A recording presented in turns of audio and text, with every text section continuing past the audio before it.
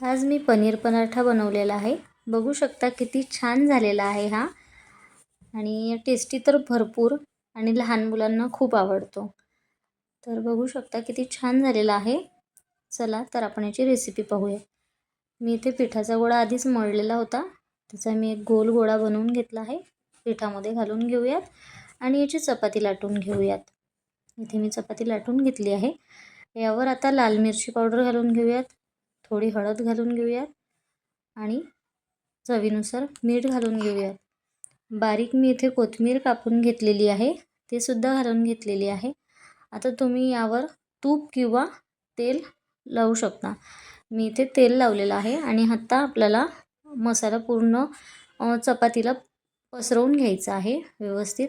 आणि इथे मी घरी बनवलेलं पनीर घेते आहे, हे यावर किसून घेऊयात।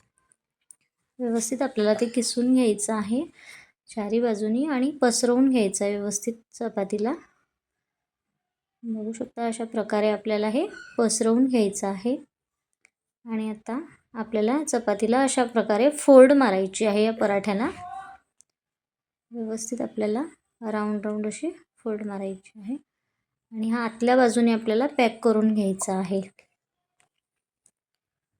जेणेकरून आपल्या यामधलं जे आपण पनीर वगैरे यामध्ये घातलं आहे ते बाहेर येऊ नये। पिठामध्ये एकदा लावून घेऊयात आणि आपण पराठा लाटून घेऊयात व्यवस्थित। इथे मी तव्यावर तेल घातलेलं आहे, त्यावर आता आपण पराठा टाकून घेऊयात आणि हा पराठा व्यवस्थित आपल्याला दोन्ही साईडनी परतून घ्यायचा आहे।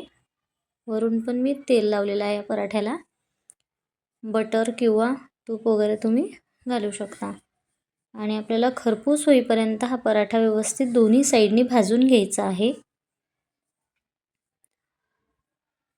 बघू शकता किती छान इथे पराठा दिसतोय आणि किती मस्त त्याला कलर आलेला आहे। आपला पराठा खरपूस झालेला आहे, बघू शकता व्यवस्थित झालेला आहे दोन्ही साईडनी। इथे आपला पराठा रेडी झालेला आहे। आता आपण एका प्लेटमध्ये काढून घेऊयात। Like, share and subscribe.